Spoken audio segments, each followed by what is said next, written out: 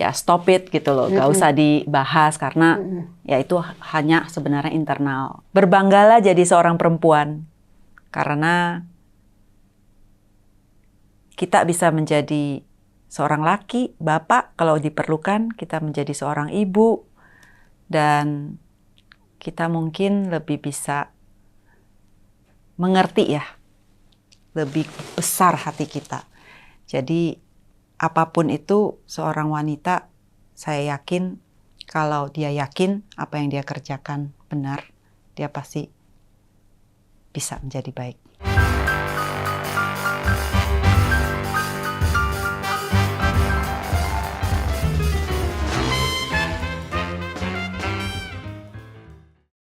Halo pemirsa Cokro TV, jumpa lagi bersama saya Nong Darul Mahmada dalam acara Seruput Kopi. Nah, kemarin tuh tanggal 8 ya, di hari Rabu, kita semua di seluruh dunia, jadi bukan hanya di negeri kita, di Indonesia, itu merayakan Hari Perempuan Internasional yang dirayakan di seluruh dunia. Nah, tema dari Hari Perempuan Internasional tahun ini itu adalah soal embrace equity. Nah, nanti mungkin kalau pemirsa Cokro TV pengen lebih tahu tentang tema itu, Google aja deh. Biar saya nggak terlalu banyak membahas soal itu, karena yang lebih penting lagi adalah kita akan mengorek tamu saya yang spesial banget di momentum Hari Perempuan Internasional ini, yaitu Ibu Veronica Tan. Halo. Selamat datang di Cokro TV, Bu Vero. Mbak Nong, lama ya nggak ketemu? Lama banget. Kangen, Bu. Kangen banget loh. Iya. Karena selama ini kan saya kan ngelihat ininya di luar, di acara-acara terus ya, belum pernah sempat untuk mengundang ke sini. Dan ini momentum kita untuk bisa ngobrol langsung nih dengan Ibu Vero. Tapi nih pemirsa Cokro TV jangan kecewa, karena di acara Seruput Kopi kita tidak membahas dengan Ibu Vero ini soal Pak Ahok. Okay. No. Jadi saya nih diwanti-wanti dari sejak awal oleh Ibu Vero, Nong jangan bahas soal itu, move on dong. Dan saya setuju. Ya Bu ya. Sebelum pandemik, setelah pandemik beda. Ya, nah makanya.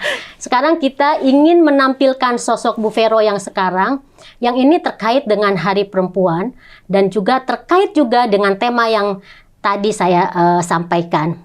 Nah, saya ingin mengutip dari istilah Pak Dahlan Iskan nih terkait Ibu Vero. Kata Pak Dahlan, Bu Vero pernah baca nggak? Ini udah bertahun-tahun sih sebenarnya beliau menulis, menyebut Ibu Vero itu sebagai perempuan yang agung. Ini luar biasa, Bu. Saya waktu bacanya itu merinding, kebawa emosi. Saya rasa agung itu bukan untuk kita lah ya. Maksudnya ya berterima kasih dengan Pak Dahlan Iskan, karena terakhir memang ketemu beliau sih waktu pas di Pluit memang. Nah beliau istilahnya tuh ya mengayomi, menasehati, ngobrol. Ya seneng sih ngobrol sama beliau, banyak sekali ilmu-ilmu. Bagaimana jadi seorang perempuan ya, gimana ya, kita harus kuat, kuat, mampu berdiri, ya apapun itu yang terjadi ya kita memang harus maju ke depan. Ya, gitu. Move on itu tadi ya. Jadi itu ya, iya. Itu yang tadi dibilang oleh Bu Vero, bahwa yang disebut dengan perempuan agung, maksud Pak Dahlan itu adalah gigih, konsisten gitu dengan sikap ketegaran dan kekuatan Ibu Vero, tidak terprovokasi misalnya dengan narasi-narasi jelek, karena satu hal yang ingin Bu Vero selamatkan adalah keluarga ya Bu ya, dan anak-anak khususnya. Ya betul. Gimana kabar anak-anak Bu?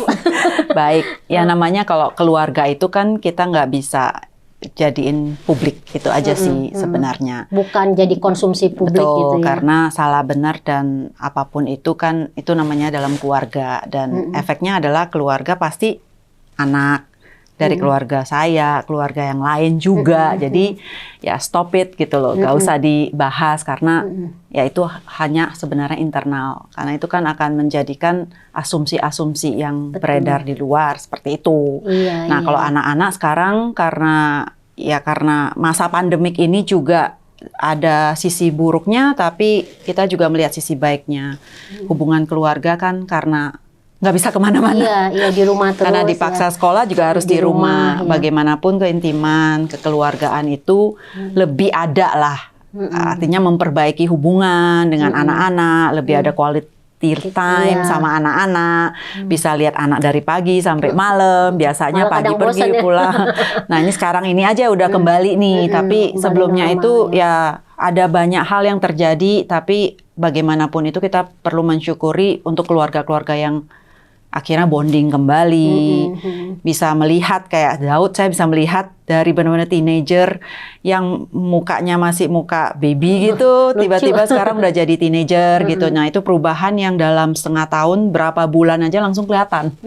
Nah itu dialami. Ya, lain dengan anak-anak yang lain mungkin dulu ada sibuk kemana-mana. Nah ini ya akhirnya sama anak-anak dan anak-anak tumbuh juga ya gitu ya, walaupun secara kita ini anak-anak jadinya tidak ada kegiatan luar, tapi lebih apalagi yang anak-anak sekarang itu kan lebih ke high tech dengan gadgetnya, dengan square-nya. Saya selalu bilang hidupnya hanya perlu di square aja, nggak usah kemana-mana. Jadi kalau punya rumah udah irit banget zaman generasi toilet paling dekat, tempat duduk, makan, tidur. Jadi udah nggak kemana-mana. Jadi anak-anak yang teknologi itu ya tambah duduk aja di kotak gitu loh. Ya. Sampai kadang-kadang sekolah juga kita lihat bisa taruh kameranya di mana-mana. Jadi kelihatannya cuma segini. Saya nanya Daud, ngapain Daud? Kok kelihatan cuma mata doang? Ya nggak apa-apa. Jadi mau ngapain aja juga nggak ketahuan. Pokoknya kelihatan dia ada gitu loh. Tapi dua mata aja. Yang penting kelihatan hadir gitu ya. Ya lucu-lucu sih lihat pertumbuhan anak ini sama mereka. Karena yang kedua kan memang udah sekolah ke luar negeri ya. Nah yang tapi pertama waktu COVID, dia COVID sempat online. Tapi sempat pulang. Online tapi sempat ke Amerika dulu karena harus online-nya di situ karena jamnya yang susah kan. Iya. Karena beda waktunya benar-benar 12 jam itu benar-benar pagi dan malam gitu. Tapi pulang. Cuman kalau yang besar Niko kan memang dokter ya. Jadi memang di Indonesia sekolahnya di Jakarta. Jadi anak-anak baik-baik semua ya Bu ya, kita senang. Ya bersyukur baik-baik semua. Iya, dan Ibu Vero mungkin pemirsa Cokro TV juga tahu bahwa beliau ini juga mendirikan sebuah aplikasi ya, yang seperti Gojek gitu. Kalau Gojek kan buat driver, tapi yang Ibu Vero bikin ini ada namanya Love Care ya Bu ya. Iya. Love Care. Jadi ini aplikasi buat merawat, mungkin Bu Vero bisa ceritakan. Sebenarnya perusahaan ini adalah perusahaan teknologi karena bagaimanapun di zaman sekarang itu kita perlu cepat kan. Tapi intinya soul-nya itu adalah human resource sebenarnya. Jadi dua hari yang lalu memang kita tuh lagi ngumpulin ngumpulin semua yang dari SMK sama mungkin yang alumni pekerja caregiver, caretaker gitu. Nah kita membicarakan apa sih yang sebenarnya kita lakukan ini. Kita pengen mereka itu ya kalau kita bilang sekarang ini kan lagi marak tuh care ekonomi ya, yang sebenarnya juga secara dunia itu kita tahu gitu loh. Care ekonomi itu seperti unpaid care yang pekerjaan perawat, pekerjaan rumah pekerjaan ART dan kadang-kadang itulah yang dibilang kayak seolah-olah itu seperti pekerjaan perempuan gitu. Tapi perempuan yang namanya unpaid care gitu loh. Kita mengharapkan mereka itu bekerja dengan profesional, dengan harga yang bisa dinaikkan, tapi di satu sisi kualitas mereka itu juga kita harus upscale gitu. Nah itu yang dilakukan sebenarnya di Love Care ini. Kita mau mendidik. Dulu pertama saya mulainya dengan perawat sebenarnya. Nah perawat itu kan akademisi kan. Nah perawat ada sekolahnya. Ada sekolahnya, ada D3 sampai S1. Tapi waktu memang mulai palliative care itu kan banyak sekali karena mereka itu kalau memang udah quality life tidak harus mengisi rumah sakit dan rumah sakit bisa diisi dengan orang-orang yang bisa disembuhkan. Nah akhirnya mereka yang udah stage akhir harusnya kan sebenarnya kembali ke rumah. Tapi bagaimana menjaga mereka supaya jangan sakit, jangan meninggalnya peacefully gitu. Tapi mereka masih punya quality life dengan keluarga. Itu yang sebenarnya dijalankan dan home care inilah mulai berjalan gitu loh. Jadi akhirnya banyak suster-suster yang akhirnya pasiennya tuh harus pulang ke rumah, ya berarti jadi home visit, home care, perawat masuk. Tapi kan home care dengan perawat itu kan waktu kita jalanin setengah tahun, kan kita ini udah 4 tahun sebenarnya. Udah 4 tahun udah, ya? Jadi sebelum pandemik sebenarnya kita mulai dengan launchingnya tuh perawat. Tapi perawat itu kan harganya mahal. Iya. Sedangkan perawat-perawat kita itu udah sampai ke rumah, mereka harus nginep dan ya istilahnya perawat yang kita pakai itu kan udah sekolah tinggi. Iya. Akhirnya premium harganya itu untuk orang medium class pun sebenarnya susah gitu loh. Akhirnya memang waktu itu kita juga udah tahu-tahu soal caregiver, tapi tiba-tiba memang pandemik. Nah kita mau mulai dengan orang-orang yang memang dari perawat-perawat yang memang sekolahnya SMK. Dan SMK ini kan tinggal disambungkan saja, di matching gitu loh dengan klien kira-kira kebutuhannya apa dan di upscale. Nah, sampai hari ini karena pandemik 2 tahun, setelah selesai pandemik karena memang udah bisa reach ke SMK, kita juga bisa roadshow ke SMK. Ya udah kita ajak mereka gitu, ayo. Nah, kalian di upscale tapi kita akan screening gitu loh. Karena kita bicara tentang klien yang membutuhkan kualitas yang seperti ini dan dari sisi mitra apakah mampu dengan ini. Makanya kita buat borderline yang namanya tuh screening. Jadi kita ada psikotes, kita ada job fit test. Karena job fit test ini kita juga perlu tahu cocok nggak dengan pekerjaan ini. Apakah kalian mau nggak sih bareng sama orang tua, mau menemani. Itu kan harus ada passionnya gitu loh. Jadi ditawarkan dulu, diperlihatkan dulu gitu terus ya. Terus kita tes etika juga. Bagaimana kalian bekerja di lingkungan yang berubah. Beda kan kalau kerja di mall, kerja di toko, itu kan kita hanya berhadapan dengan orang-orang yang memang cuman luarnya saja. Tapi kalau pada saat di rumah kan kita harus berhubungan. Kita harus fit dengan kebiasaannya mereka. Terakhir kita baru kompetensinya. Karena kompetensi itu kita juga bagaimanapun itu bisa dilatih. Kayak cuman kasih makan obat. 3x1 dengan 1x3 itu beda loh. Ya. Nah, hal-hal sesudah dan sebelum dan sesudah. Sebelum dan sesudah juga beda. Kadang-kadang kan dianggap gampang gitu. Jadi banyak sekali yang kita trial and error itu menghasilkan sebuah screening test gitu loh untuk mematching ini. Dan tujuan saya selalu bilang gini. Love Care ini, kenapa saya bikin Love Care? Karena ya passionnya saya pingin membuat seorang caregiver itu tuh menjadi pekerjaan yang terhormat. Dan mereka pada saat mereka bangga menjadi seorang, saya pekerja caretaker, caregiver yang profesional loh. Nah, waktu kita bilang profesional, benar nggak di screening profesional? Nah, habis itu akan keluar, saya berani loh, dengan digaji, diupah seperti ini. Nah, inilah yang sebenarnya fasilitasnya apa, gajinya berapa. Nah, di Love Care ini sebagai tempat untuk menjaga hak dan kewajiban yang seperti ya kita bilang apa sih yang zaman sekarang walaupun kayak ART aja, kita jangankan ART, kayak caregiver yang kita datangkan aja, kadang-kadang kita harus pastikan apakah bagaimanapun tuh tetap ada stigma. Kayak dari orang tua yang mungkin dari orang tua yang kita zaman baby boomer, mereka kan masih berpikir ya misalnya kayak ART ya memang nggak boleh bareng sama kita, dianggap masih dalam posisi kastanya beda, walaupun tidak sadar ya sebenarnya ya. Terus tidurnya ya nggak perlu ada kasur di gitu. Lantai aja juga bisa. Nah itu semua kita pastikan mereka karena bagaimanapun itu adalah hak dari seorang pekerja ya, kita harus memanusiakan mereka gitu. Nah itu semua kita perhitungkan di dalam, sehingga kita menjadi tempat untuk mix and match. Jadi dari klien apa sih haknya klien untuk mendapatkan, dan dari sisi mitranya juga seneng gitu loh, karena kita menjaga mereka, kita take care dari abuse misalnya, dari perbuatan-perbuatan mungkin yang tidak sesuai atau apapun. Nah itu kita terapkan di dalam sistem ini, sehingga kita maunya mitra tetap mitra caregiver, mau itu ART atau ya kita sekarang memang menjadikan contoh itu di caregiver, tapi kan masih banyak sebenarnya yang unpaid care itu yang saya bilang gitu loh. Jadi dari caregiver ini kita juga bisa lihat waktu kita menaikkan martabat harkatnya mereka dengan memberikan mereka well-being, kesejahteraan, ya fasilitas-fasilitas, gitu ya. tenaga BPJS BPJS Tenaga Kerja. Nah, itu semua kita berikan kepada mereka sehingga mereka juga tenang gitu loh.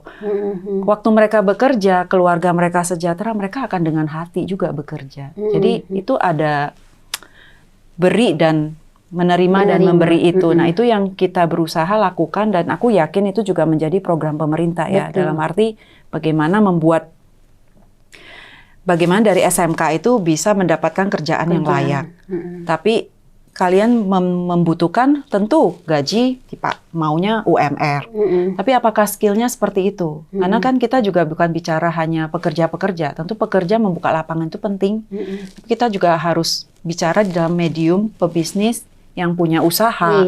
Nah, mereka juga maunya dapetin yang sepantas, yang bagus. Nah, ini sebenarnya menjadi satu concern di dalam seluruh dunia. Bagaimana itu sebuah penghasilan loh sebenarnya. Ini sebuah penghasilan yang kita nggak hitung secara GDP juga itu menambah nilai itu ya. Negara gitu loh. Kalau kita memperhatikan care ini di dalam negara ini. Nah, tinggal kita membantu pemerintah untuk mengisi gap di tengah. Mematchingkan ini dengan kualitas yang baik.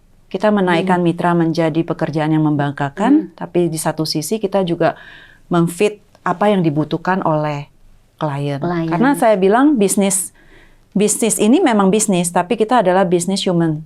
Kita menaikkan kualitinya mereka, kita menaikkan derajatnya mereka, tapi ya dia orang juga customer akhirnya juga seneng karena saya akan berbayar dengan harga yang saya dapat. Gitu. Nah, yang disampaikan atau dijelaskan oleh Bu Vero ini kan kalau kita kaitkan juga dengan yang sedang isu rame nih, meskipun kita nggak ngomong politik ya Bu, tapi kan ini yang lagi rame misalnya tentang RUU PPRT itu. Nah, ini kan sebenarnya yang tadi dijelaskan oleh Bu Vero, ini kan sebenarnya hampir tujuannya tuh sama. Apakah Bu Vero itu juga karena terinspirasi dari undang-undang yang ingin memberdayakan, yang ingin menghargai pihak ART atau yang kerja-kerja di dalam rumah, domestik lah istilahnya ya. Itu terkait dengan ini nggak Bu? Iya, sebenarnya kalau saya baca di kan 19 tahun sudah itu 19 tahun dan sekarang ya Presiden Jokowi juga sudah memberikan concern juga untuk mensahkan secepatnya. Nah, itu saya bilang harusnya gap ini diisi gitu loh. Bagaimana men-screening dengan baik, meng-upskill mereka dengan baik. Karena kemarin saya juga pas mau ngobrol sama Mbak Nong, saya memang baca sebuah artikel yang diambil dari Amerika, tapi itu dari 2013. Mereka menghitung gitu loh, dari Amerika itu seseorang pekerja, waktu dulu kan banyak sekali pekerja-pekerja yang memang dari Amerikan Latin, dari mana-mana, imigran, dan ternyata mereka kerja dari jam 6 sampai jam 9 malam ya, biasa kalau pekerjaan rumah tangga yang tidak dianggap. Nah, itu yang sebenarnya dibicarakan kayak kesetaraan gender, itu seolah-olah pekerjaan itu dan tidak dihargain gitu. Nah, itu ternyata mereka dibayar 1 jam itu hanya $1,27 saat itu, dan itu sebenarnya udah diributkan, padahal masa ke masa depan, anak-anak kita itu ya memang kita akan membutuhkan mereka gitu loh. Itu is a long lasting, istilahnya sampai generasi berikutnya pun kita akan membutuhkan ART, caregiver, penjaga orang tua, mau babysitter, karena kita semua kerja gitu. Perempuan khususnya kan yang selama ini tadinya diserahkan, udahlah ke istri aja kan nggak bisa sekarang begitu. Tapi masalahnya memang dari PPRT itu kan mau disahkan, tapi ini kan gejolak. Sekarang kita naikin ya upah dengan hak, dengan semua. Yang kita tahu sekarang kan ada juga yang ribut. Oke lah, kita bilang kita sepertinya kok seolah-olah jadi satu sisi yang salah, seolah-olah ART tidak dihargain. Karena memang mereka juga tidak dilatih dengan baik. Kita juga nyarinya kayak kita mau cari dari yayasan juga kita harus milih-milih. Kalau ada ART kita yang udah lama, aduh tolong deh jangan pulang, tolong deh jangan pulang gitu. Itu pokoknya kalau yang mau baru atau Christmas itu pasti kalau udah baru kita mikirin, aduh gimana gitu ya. Maksudnya kayak dapatnya yang bisa sama lagi, Mbak. Nah, itu yang membuat resah sebenarnya kan. Tapi di satu sisi memang benar sih. Masa kerja dari jam 6 sampai jam 10 harganya kita kalau hitung-hitung, saya kemarin juga coba-coba hitung. Kalau minimum belum disahkan PPRT kan gaji paling antara 2 juta, sekarang umumnya sampai 3,5 lah. Iya. Ya kurang bahkan lebih. Ada yang cuma 1. Iya. Dan kalau dihitung-hitung ternyata Ya itu tidak dihitung makan ya, itu benar-benar kan mereka cuma take home pay itu kita sediain makanan. Makanya hak-haknya itu yang sebenarnya harus kan makanannya harus 3 kali sehari, harus ada yakin dia tidur. Juga, misalnya. Nah kalau di Love Care memang ada liburnya, jadi kita selalu 28 hari 2 hari itu libur. Jadi kita juga mendidik kepada customer bahwa mereka juga perlu me time, mereka juga perlu refresh gitu. Nah saya hitung kalau tanpa mereka dikasih makanan dan tempat tinggal itu ternyata mereka 1 jam tuh hanya 5.000. Oh, per jam 5.000. Jadi saya lagi ngitung nih kemarin juga ngitung kalau kira-kira tuh seperti itu ya. Nah tapi apakah customer willing to pay more? Kalau mereka juga tidak yakin dapetin yang kualitas. Bagus, ya. Nah sebenarnya kan kalau ini dinaikkan, mereka benar-benar dilatih. Nah malah sampai kemarin pas ketemu sama customer bilang, aduh saya tuh mau sekali loh kalau sampai ada orang-orang yang itu willing nggak untuk membayar lebih. Ya saya yakin kalau kita memang profesional, orangnya rapi, etikanya baik, waktu masuk itu ini pasti mau gitu loh. Pasti mau. Nah ini yang sama-sama gap yang sebenarnya harus kita sama-sama perjuangkan. Karena ini sebenarnya ya bagian dari care ekonomi ini gitu loh. Jadi memang kita ekonomi di dalam perawatan itu ya long lasting sebenarnya. Dan itu sebenarnya bisa disebut sebagai inti dari rumah tangga juga inti dari permasalahan semua orang sebenarnya. Kalau kita bisa tenang menyerahkan orang yang kita kasihi, kita sayangin, bukan berarti kita tidak punya waktu sama mereka ya. Tapi memang terbagi karena zaman sekarang ini kita juga ada karir yang perempuan juga sudah bekerja. Ya kita juga melihat lah ya kesetaraan gender itu semakin hari juga semakin baik karena adanya open mind.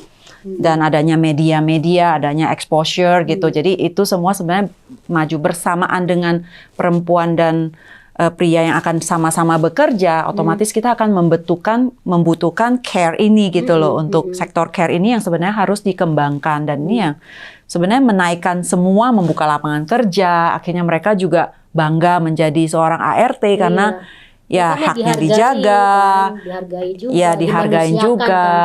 Tapi ya mereka juga harus memberikan yang semana mestinya. Itu yang sebenarnya pingin sama-sama kita perjuangkan gitu loh. Ini juga kan bisa juga menjadi kayak sebagai solusi sih Bu, karena kalau misalnya kita lihat di negara-negara maju kan ada yang namanya penurunan atau bahkan sangat melonjak gitu ya keinginan misalnya perempuan untuk menikah, punya anak. Karena kan kekhawatiran seperti itu kan. Kekhawatiran kalau mereka sudah menikah, apalagi misalnya punya anak, kan karir mereka berhenti. Tapi kalau seandainya yang sekarang ini dijalankan atau menjadi aktivitas Bu Vero ini berjalan, kan kekhawatiran seperti itu mestinya nggak akan ada kan Bu? Ya sebenarnya ya benar. Karena kayak mbak saya sebenarnya kerja sama saya tuh udah dari sebelum menikah gitu. Jadi pada saat menikah, ya kalau saya pribadi saya memang begitu sama karyawan saya juga saya ngomong. Kalau misalnya kalian bekerja tempat saya, kalian ada sesuatu yang karir lebih baik, saya juga nggak apa-apa. Karena buat saya, dikasih pilihan ya itu karirnya kalian gitu loh. Tapi saya selalu bilang, kalau kalian udah bekerja, kalian ingat loh, kalian tuh adalah wanita mandiri, saya bilang. Nah, waktu menikah, selama kalian masih muda, bagaimanapun penghasilan kalau tidak berdua itu kan tidak bisa. Dan kalian masih muda, ya kalian memang harus sama-sama bekerja. Jadi jangan dikira habis sudah menikah terus disuruh sama sering banget karena dulu kalau saya masuk ke rusun lah atau apa selalu kan saya nanya, saya banyak nanya, kok nggak kerja, nggak ini, iya suami bilang nggak boleh bekerja, di rumah jaga anak saja. Nah waktu itu kan memang kita pemberdayaan kan, memang ke rusun-rusun itu ngajarin lah batik karena kita pingin mereka dapat penghasilan pada saat mereka di rumah. Nah mereka bilang seperti itu, tapi kan ada stigmanya itu loh yang saya bilang gitu. Ini kalian tuh udah bekerja, jadi saya ngomong ke mbak saya, kamu udah pernah bekerja gitu loh. Kalau kamu kerja lagi juga nggak apa-apa gitu. Kalau asalkan ngomong baik, komunikasi sama suami gitu. Nah akhirnya udah punya anak setahun, sekarang balik lagi nih sama saya gitu loh, bekerja lagi, anak dijaga.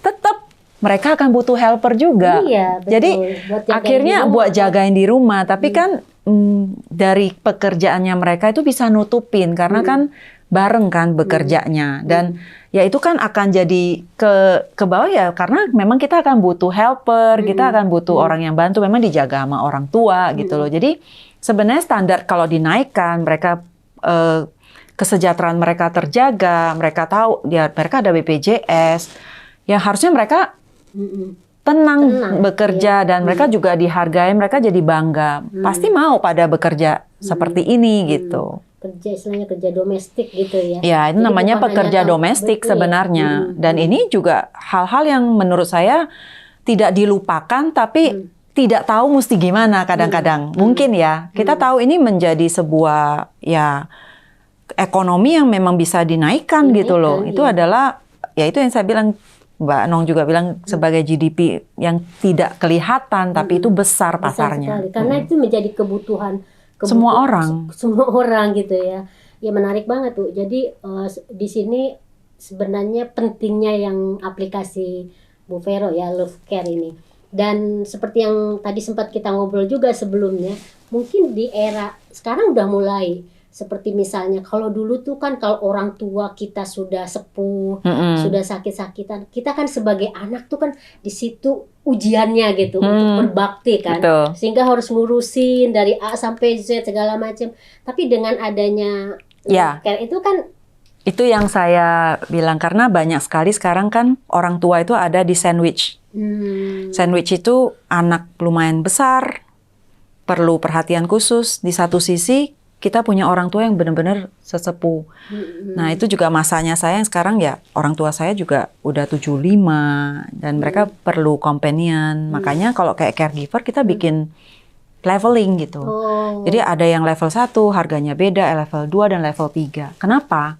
Karena orang tua itu nggak semuanya yang memang sakit. Ada yang memang sakit yang perlu intensif untuk orang perawat dan dengan kualifikasi khusus atau mereka harus bisa pasang NGT, ya minimal mereka bisa bisa mengukur suhu badan dan ada hal kasih obat atau apapun. Tapi ini ada yang level yang memang companionship.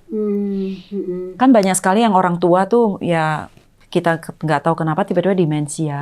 Nenek saya juga masih demensia. Gitu ya. Demensia dari umur 85 paling parah, sekarang udah 95. Dan selama 10 tahun ya. Dan demensia itu kan kita nggak tahu. Yang tiba-tiba lupa sama kita dan lupa dia ada di mana gitu loh. Nah, itu kan perlu companion dan kadang-kadang hanya perlu memandikan, kita cuman jaga perlu ajak main dan orang tua itu paling sering kan diajak ngobrol. Nah semakin kita sering gali mereka ngobrol sama mereka ya mereka akan terangsang terus. Karena otak kita itu kan kalau malah makanya orang tua itu sebenarnya harus kerja. Harus aktif. Jadi kayak misalnya di Singapura itu kan banyak kita lihat ya. Kadang-kadang kita lihat kok seolah-olah kasihan banget orang tua itu kayak kerja di mana, walaupun kerja apapun dia kerja. Memang kadang-kadang kita kasihan kok orang tua malah yang dorong-dorong. Kayak kalau kita lihat Singapura kan banyak sekali yang dorong-dorong terus cuci piring atau apa. Tapi itu bagian kalau kita lihat positifnya. Ya di luar kalau memang benar-benar ada masalah atau apa ya. Tapi kalau kita lihat secara kasat mata itu ya kalau memang kita positif itu ada aktivitasnya.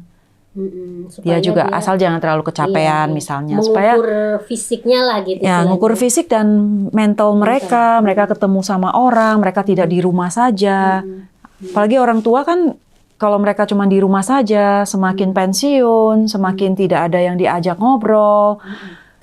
Kesepian. Nah, itu yang sebenarnya membuat pikiran mereka ini yang kita bilang post power syndrome sebenarnya. Itu yang semakin menurun, itu yang membuat mereka tuh yang tadinya besar tiba-tiba kok jadi nggak bisa apa-apa. Nah itu sebenarnya companionship seperti ini yang sebenarnya dibutuhkan karena mereka butuh untuk bicara. Sedangkan kita sebagai anak kok dibilang nggak santun ya gitu loh. Maksudnya istilahnya nggak berbakti gitu kalau nggak bareng. Bukan seperti itu sebenarnya. Makanya konsep-konsep open itu yang kita harus benar memang kalau kita bawa orang tua kita ke panti reda atau apa kesannya kayak kita buang. Padahal di sana memang mungkin ada teman-temannya atau datang cuma dari pagi sampai sore. Di rumah ya ada yang nemenin lagi. Tapi quality time kita telepon itu ada. Nah itulah yang sebenarnya itu pasarnya itu ada gitu loh. Karena kita secara nggak sadar kita butuh. Kita butuh itu. Cuman bagaimana mengedukasi kedua belah pihak. Jadi kita mengedukasi mitra. Kerja yang baik. Berikan yang terbaik. Berikan hatimu. Berikan pikiranmu. Fokus menjadi profesional. Nah, customer kita akan lihat kliennya. Dengan profesionalisme yang seperti ini, ya kalian harus membayar dengan upah yang baik dong, sehingga ya mereka juga sama-sama win-win solution gitu. Nah, kalau ngelihat dari yang, jadi ini udah mulai 4 tahun ya Bu Vero, itu pasarnya itu besar ya Bu ya? Pasarnya besar sekali. Banget ya. Jadi kemarin dihitung artinya, aja. Kalau boleh, mohon maaf saya potong. Kalau boleh misalnya kita bangga nih, itu kan sebenarnya kayak semacam ukuran ya Bu ya, ukuran dari negara atau bangsa ini tuh bisa dibilang maju lah ya kan Bu. Karena ini demografi tadi dibilang itu.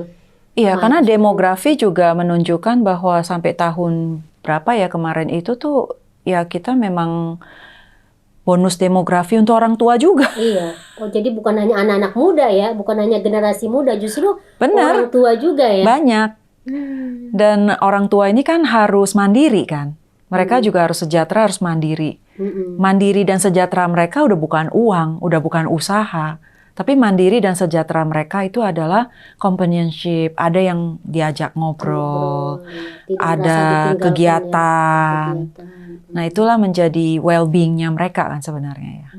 Dan kayaknya sih kalau boleh saya ini mungkin masih, atau ini udah merata atau hanya di kota-kota besar aja itu yang membutuhkan layanan love care ini Bu. Nah, sekarang memang bagaimanapun Jakarta itu menjadi pusat ya, semua yang ada itu, dan istilahnya yang selain Surabaya. Nah, kita memang makanya dengan adanya teknologi itu kita berharap ini yang bisa reach out ke semua. Karena kita sistem itu kan memang harus di-maintain terus ya. Sekarang kita buka marketplace. Jadi kita membuka marketplace dengan screening. Semua orang dari berbagai daerah yang mau itu kita membuat mix and match di dalam sistemnya kita. Dengan kita menanyakan customer kira-kira butuh apa, karena itu personalized banget. Karena kita harus tahu orang tuanya umur berapa, terus ada demensia nggak, beratnya berapa. Kalau misalnya beratnya yang 100 kilo kan nggak mungkin kita kasih caregiver yang kurus 50 kilo. Jadi semua itu ditanyakan kepada klien. Nah, habis itu baru si pasiennya dan orang tua. Dan dari keluarga itu misalnya ada pasien-pasien yang memang banyak sekali anak, dan kebetulan si orang tuanya itu memang dalam kondisi yang perlu dijaga pakai oksigen lah atau semua. Nah, kita juga nanya apakah ini yang in charge siapa. Jangan sampai di dalam rembuk keluarga si caregivernya diminta oleh anak yang ini, ternyata anak ini nggak boleh. Nah, itu semua kita pertanyakan dulu gitu loh, untuk mendapatkan maunya tuh seperti apa. Nah, dari situ baru kita match dengan, dari sistem kita membuka lowongan kebebasan untuk para mitra bekerja. Dan kita menjanjikan mereka, haknya mereka seperti 2 hari libur atau apa itu ada. Makanya kita selalu bilang 28. Kita boleh ambil 3 hari, boleh 7 hari, dan boleh di mana aja. Misalnya tinggalnya daerah utara, cuman mau buka lowongan di utara, ya mereka hanya membuka lowongan mereka itu di utara saja gitu loh. Atau mereka cuma ada di Bali, ya mereka membuka lowongan itu di Bali saja. Nah, pada saat mereka tes, ya mereka akan melewati 4 screeningnya kita. Nah, kalau mereka nggak lulus di mana, nah itu disitulah menentukan standarnya mereka, levelingnya mereka. Jadi 4 itu tuh harus lulus lah ya Bu? Dia lulus, tapi di mana di gap-nya itu ada yang kekosongan, itulah kita tarik, kita ajak diskusi mereka, kita upgrade mereka di mana kekurangannya mereka.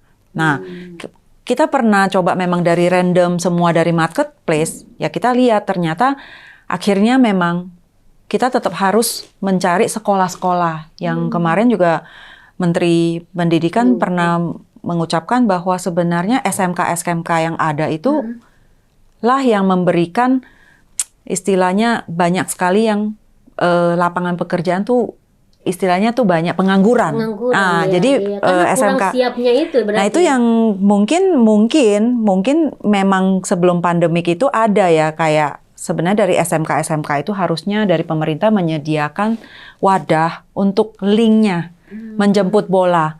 Karena akhirnya banyak yang dari pengalaman SMK yang kita dapat, walaupun kita roadshow ke daerah-daerah Jawa. Tapi dari Jawa itu memang kita terlalu menurut saya jomplang. Senjang, ya. Di kota yang kita dapetin marketplace, orangnya tuh kayak instant. Loncat sana, dapat SMS pindah, dapat WA pindah, dapat dari TikTok pindah. Pokoknya udah benar-benar hidupnya serba instan. Jadi makanya kita dapat dari marketplace itu tidak akan dapat yang benar-benar pure. Karena di mana intinya kan mereka uang. Iya, yang Waktu ada mereka yang lebih dapat bagus, bagus ada yang langsung lebih gede, loncat, iya. langsung ini. Makanya dari sistemnya kita memang kita bikin ada, ya kita ada punishment dan ada reward. Kita ada bonus, kita ada ekstra BPJS, semua kita siapkan. Asalkan kerja berapa lama, biar kita juga mau kita long term gitu. Tapi ya itu, sementara di daerah yang agak terpencil itu kan lag, nggak ada media, nggak ada apa. Sehingga pada saat kita kalau tidak memperkenalkan diri terus sebagai siapa, mereka juga terbawa sama nanti dijual loh. Iya. Walaupun mereka sekolah tapi nanti dijual, kalian itu siapa yang dateng gitu. Walaupun kita bilang love care, maka kita harus roadshow terus untuk memperkenalkan diri gitu loh. Bareng ini loh, kita tuh benar-benar sebuah, ya istilahnya kita jadi mami ya untuk kalian, kita jadi bundanya adik-adik semua, yang penting adik-adik kerja. Ya itu yang terjadi kejomplangan. Jadi SMK ini mungkin ini yang tidak ke link gitu loh jobnya. Ya saya bicara SMK kesehatan saja. Tapi kan sebenarnya secara keseluruhan ya, walaupun mau pekerjaan apapun, nah dalam SMK ini sebenarnya inilah yang gap yang harus outputnya apa? Kira-kira di masyarakat bisnis ini butuhnya seperti apa? Nah itu ada connect. Sebenarnya kayak job fit ya. Apa sih yang namanya job fair gitu lah. Job fair ya kayak job fair itu yang harus diperbanyak pemerintah untuk mendapatkan solusi sebenarnya. Nah, gap di tengah inilah yang sebenarnya kita harus kerja berat nih. Itu artinya gap yang di tengah itulah yang semestinya dikerjakan oleh pihak pemerintah dan juga pihak seperti Bu Vero. Pemerintah harus memfasilitasi, tapi dari pihak private ya mereka akan menjemput bola ini. Ini yang harus diusahakan keras. Istilahnya kita harus kerja keras bareng ya. Karena dari dua sisi kita sama-sama kan membangun negara. Pemerintah membutuhkan private sector. Private sector tentu membutuhkan dukungan. Apakah dari pemerintah itu memberikan insentif apapun kepada private sector sehingga private sector kayak saya juga bilang, misalnya ada anak-anak yang mau kita sekolahkan. Kita kan membutuhkan sebenarnya CSA untuk menyekolahkan mereka. Karena waktu kita sekolahkan mereka 2 bulan, mereka itu harus dikasih uang saku. Karena kalau mereka nggak ada uang, mereka juga nggak bisa kasih keluarga. Hidup sendiri mereka ditanggung. Tapi kan yang mereka bekerja itu biasanya kan karena ada tanggungan di rumah. Nah kalau mereka sekolah lagi 2 bulan, mereka sedangkan di satu sisi kita perlu di scale up. Kalau nggak kalian mana ngerti gitu loh mau kerja di usaha yang seperti apa, yang membutuhkan integritas, yang membutuhkan skill, yang membutuhkan hygiene, yang membutuhkan etika. Nah itu kan semua digodok di dalam. Tapi mereka juga mikir, kalau saya sekolah lagi nggak mau lah. Itu yang pertama kita terjadi. Jadi mereka itu di sekolahnya, tapi mereka mikirnya gimana nih? Saya mendingan, gitu nah, akhirnya suka, kalau udah kekumpul 20, bisa hilang 15, bisa hilang 10. Karena kalau udah dapat kerja, mereka uang dulu yang mikir. Mereka nggak pernah mikirin karir. Yang penting mereka pikirin, nah ini yang sebenarnya akhirnya kita harus kasih, nah itu harus kasih uang saku, gitu. Supaya mereka ya tiap bulan mereka ada uang untuk dikasih ke rumah gitu. Nah itu yang sebenarnya dari sektor, misalnya dari memang perusahaan yang harus memberikan CSR, ya mereka boleh memberikan CSR ini, tapi pemerintah harus support dengan apa sih kalau ada dukungan seperti ini, misalnya ada insentif atau apapun itu, nah itu yang sebenarnya ya alangkah indahnya kalau itu bisa dijadikan satu komunikasi yang indah bersama-sama ya. Aku yakin ya ekonomi kita akan jalan. Akan tambah inilah bagus gitu. Terutama di care sektor lah, karena semua orang tuh membutuhkan orang-orang yang kualifikasinya oke. Yang bukan cuma kualifikasi doang. Sekarang kan kita nggak bicara IQ doang, kita bicara EQ. Kita bicara EQ, emosionalnya mereka, penampilannya mereka, attitude ya, kejujurannya mereka. Nah, ini kan sekarang Bu Vero sudah bergerak di wilayah private company lah gitu ya istilahnya ya. Kan kalau dulu Bu Vero bertahun-tahun kan istilahnya berada di wilayah government ya. Nah, sekarang kan mungkin bisa membandingkan tuh, Bu. Bagaimana dulu bergerak atau bekerja, beraktivitas di wilayah pemerintahan dengan sekarang bergelut langsung di wilayah private. Nah, Bu Vero bisa nggak mendapatkan kesan apa aja, misalnya kekurangan, kelebihan selama Bu Vero ini terlibat? Kan dua-duanya udah ini nih kan. Yes. Ya memang sih berada di dua sisi itu memang sangat perlu support ya. Ya saya mungkin kalau ngomong ya istilahnya kalau dari pemerintah kan pasti kita butuh support dari policy. Dari ya sekarang kan kayak caregiver nih misalnya. Kan kita pengen menjadi standarisasi, oke, ada akreditasnya. Waktu kita ke tenaga BPJS itu, waktu nanya ini, kira-kira caregiver itu di mana? Belum ada. Belum ada. Jadi belum masuk dalam kategori pekerjaan. Berat, Bu. Jadi ya itu apakah pada saat kita sebagai private sector untuk memberikan input itu cepet gak? Sigap gak? Karena kan bagaimanapun pemerintah itu butuh input-input karena yang menjalankan itu kan masyarakat. Pemerintah membuat policy. Nah, bukan masalah sebenarnya. Saya tuh nggak pernah takut masalah kita tuh nggak bisa sih. Saya lebih takut kalau nggak dikasih tahu. Karena waktu kita dikasih tahu kita akan berubah. Kita bisa cari solusi. Tapi kalau kita tidak pernah tahu penyakit kita, kita mau gimana gitu. Nggak bisa mengobati dan nggak bisa mengubahnya. Nggak tahu mau ngapain. Iya. Jadi kayak input-input ini yang ada, ini tuh harus cepat. Nah dari pemerintah, saya ngerti di posisi pemerintah terlalu banyak layer. Birokratis istilahnya ya. Jadi ya kalau pengalaman saya di private ini ya kita hanya butuh policy kita dianggap, maksudnya akreditasi bagaimana membuat ya sebuah love care ini, kalau love care ya, tapi kita kalau bekerja sama dengan pemerintah, bagaimana saya mendapat akses. Waktu bicara di Kementerian Kesehatan katanya banyak sekali anak-anak yang lulusan SMK dari kesehatan banyak. Sementara Bu Vero dilihatnya banyak gitu loh. Tapi nggak ada. Ya sementara Bu Vero merasa membutuhkan banget gitu nah, ya. Tapi nggak ada. Tapi ya. Banyak lulusan kalau dibilang lulusan. Tapi itu yang saya bilang linknya itu nggak terkonek. Jadi entah apa ada sesuatu apa entah nih, ada apa ya. nerfnya apa. Nah sebenarnya kita hanya butuh sigap cepat. Kalau memang nggak ada, kalau memang membutuhkan, kalau memang yakin ini adalah sebuah karir yang bisa diangkat sebagai care ekonomi, ya dijemput bola. Kalau dari private sector, dari pihak pemerintah kita berharap ya cepat ya, lebih ada komunikasi apa ya, kerjasama sebenarnya. Ya. Jadi tidak terbelah-belah, semua bagian melakukan sendiri. Gitu ya.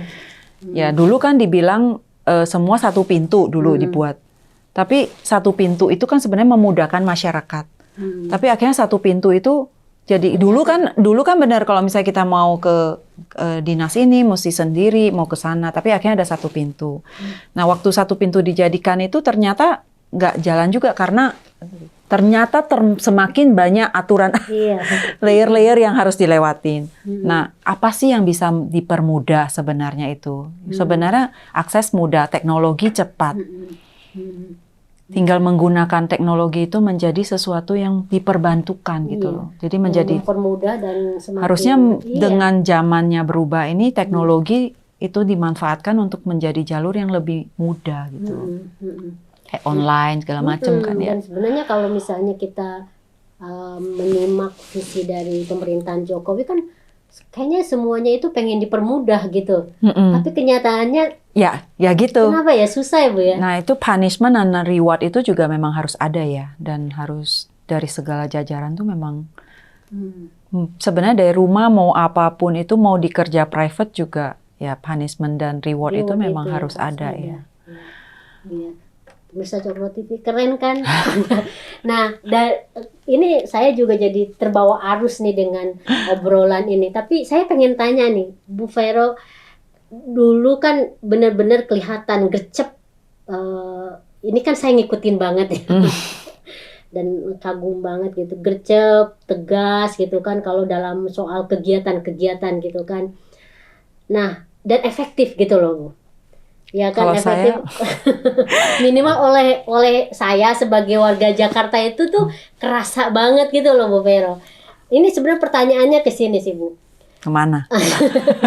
Nggak ke politik ya? Nah itu, Kalau saya nggak mau ke nanya, politik ya udah bukan. Kak. Iya, enggak.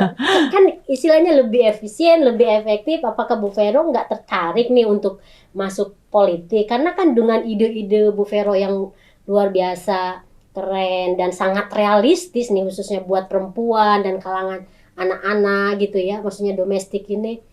Ini kan mungkin kalau misalnya dijadikan sebuah kebijakan. Dulu yang kerasa banget kan RPTRA, Ya, penggerak apa ya dulu istilahnya, yang perempuan-perempuan juga pada bergerak, rusunawa, anak-anak rusun musikal. itu teringat banget Bu. Seneng Gitu sih loh. lihat Iya, anak-anak memang. makanya. Nah kalau misalnya Bu Vero nggak tertarik lagi gitu untuk Saya dari dulu ini. kan nggak pernah di politik. Ya, Saya hanya membantu. nah bayangin loh, membantu aja luar biasa loh kerennya Kan gitu nggak loh. pernah yang ada di politik, ada di apapun. Dari dulu kan memang nggak pernah. Cuman ya memang Tapi luar biasa loh, maksudnya Bu Vero itu kan tidak terlibat, katakan tidak terlibat langsung sebagai orang di depannya gitu ya. Tapi orang tuh tahu bahwa itu tuh perannya Bu Vero gitu loh. Nah, apakah misalnya kalau misalnya Bu Vero lebih berperan lagi langsung dengan nama Bu Vero sebagai ini Bu, kan lebih bagus kan Bu? karena Apa mungkin saya mampunya jadi terpancing begitu? membantu. Diperbantukan. Nah, waktu itu kan memang jadi ibu PKK. Jadi kesejahteraan keluarga dan anak. Terus dikasih tugas harus ke ya ibu-ibu dan anak. Memang saya passion lah. Maksudnya pas lihat seperti itu, saya selalu ya itu saya bilang pada saat ada masalah ya saya belajar. Buat saya sih mau di mana kerja, ya dulu kan ikut suami ya maksudnya. Sekarang ikut diri sendiri. Mau di mana kerja ya kita akan berikan yang terbaik, itu sih memang prinsipnya. Jadi dulu waktu di gereja ya memang jadi musikal, maksudnya musik, bantu musik, bantu gereja, ya cari tahu apa yang bisa dibantu gitu loh. Maksudnya ya cari solusinya, kira-kira apa.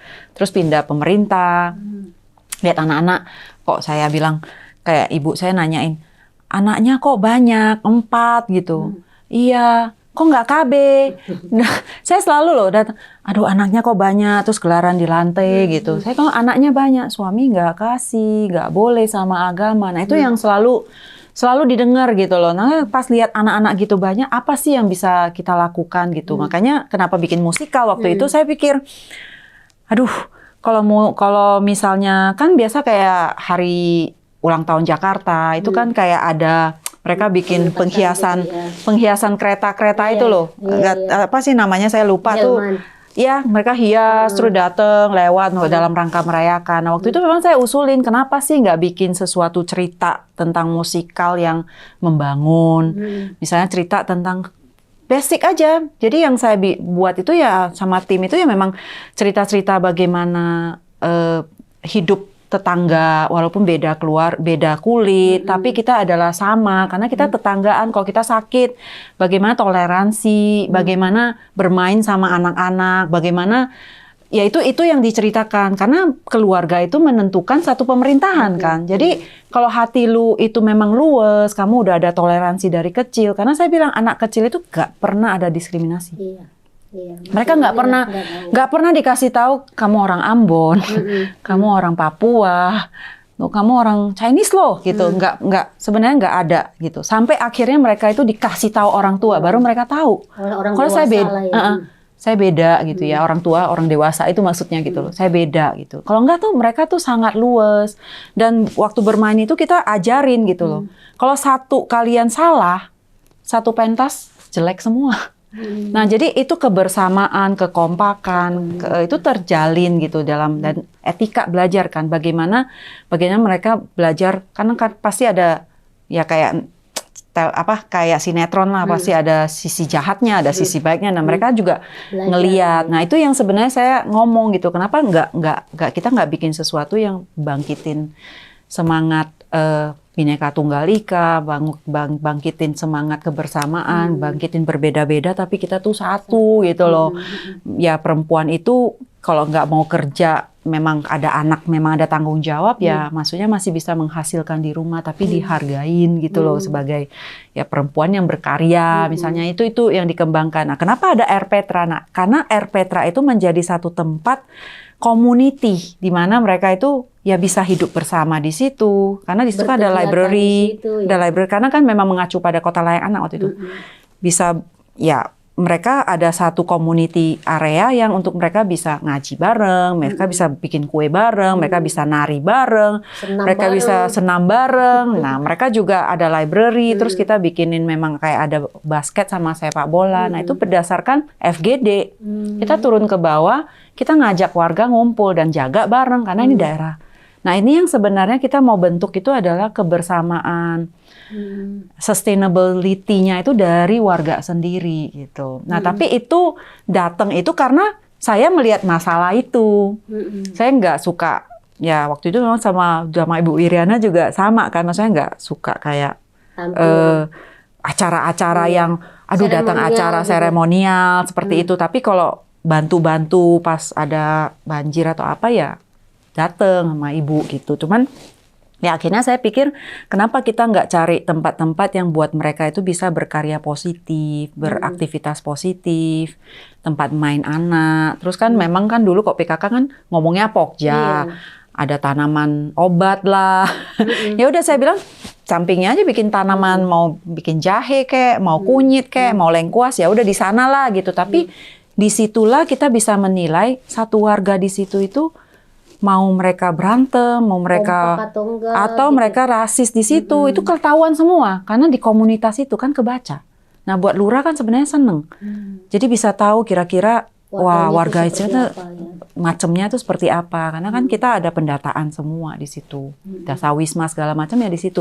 Ya maunya tuh seperti itu, tapi kita cari daerah-daerah yang memang nggak padat, yang padat banget, yang memang miskin gitu. Jadi nggak bikin di area-area yang ya private sector kan semua juga memang ada community centernya buat mereka berkumpul kan ya.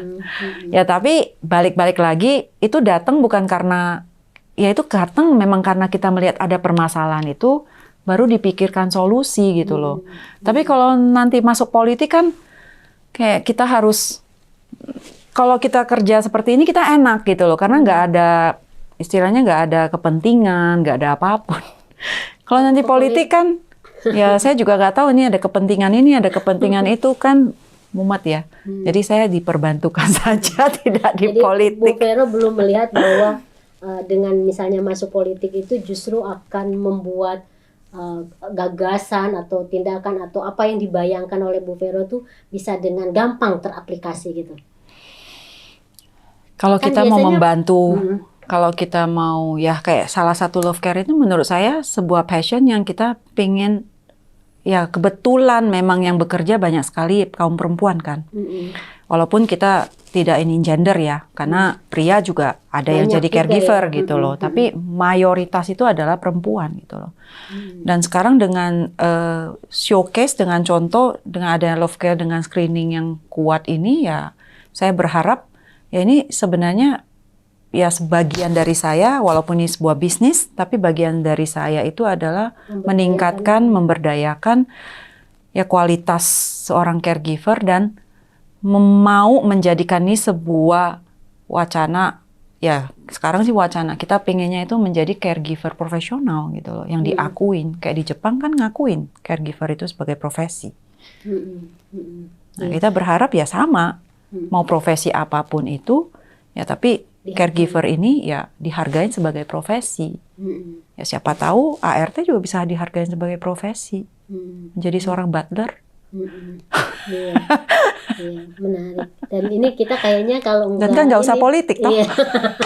Iya, memang itu nggak usah politik. Justru nggak, ke saya itu juga ada pertanyaan titipan. Tanya dong, Bu Vero tertarik politik nggak? Ada yang tanya gitu. Jadi udah tahu jawabannya dong. Iya. Ya, Sekarang kan salaman. udah tahu ya. Jadi langsung dengerin aja nih, nonton. Jadi nggak harus di politik ya Bu ya. Dengan apa namanya kegiatan Bu Vero sekarang di Love Care, bahkan saya nih sampai lupa nanya soal museum, soal banyak hal. Ya ada Keasikan. Yayasan Mitra Museum Jakarta baru kerjasama lagi sih sama Pemda tahun ini juga untuk museum-museum, kan lagi berdayain kota tua juga. Musical anak-anak ya timnya tetap masih ada, tetap berjalan ya Bu. Tetap berjalan. Kemarin Warung Imaji ya. Jadi masih luar biasa ya kegiatan Bu Vero ini, makanya sangat tepat dan pas gitu loh momentumnya di Hari Perempuan Internasional. Iya. Karena memang kebetulan juga pas. Padahal di WA-nya udah enggak ya. udah sengaja. Ini surprise, bagian dari surprise saya. Karena apa yang dilakukan sekarang atau selama ini oleh Bu Vero itu ternyata memang meskipun bukan secara spesifik untuk perempuan, tapi sebenarnya kan lebih banyak untuk perempuan supaya mandiri, berkaya, berdaya ya Bu ya. Itu ke situ. Seperti ya kita lihat dalam figurnya Bu Vero ini. Keren, mandiri, berkarya dan berdaya. Iya. Semoga menjadi inspirasi kita semua. Oke, Bu, terima kasih banyak loh untuk obrolannya yang luar biasa. Sama-sama dikasih kesempatan. Tapi mungkin Bu Vero mau kasih ini loh, pesan-pesan apa gitu loh. Pesan? Silakan. Oke. Berbanggalah jadi seorang perempuan, karena kita bisa menjadi seorang laki, bapak kalau diperlukan, kita menjadi seorang ibu, dan kita mungkin lebih bisa mengerti ya, lebih besar hati kita. Jadi apapun itu seorang wanita, saya yakin kalau dia yakin apa yang dia kerjakan benar, dia pasti bisa menjadi baik. Keren kan? Branding banget saya Bu. Dan itu jadi closing buat acara Seruput Kopi. Tapi sebelum saya menutup Seruput Kopi, kita minum bareng-bareng Bu kopinya. Kopinya. Dingin gak? Dari tadi saya nungguin kopi loh. Harusnya ada jeda, terus tapi boleh kan minum. Tapi kan Bu.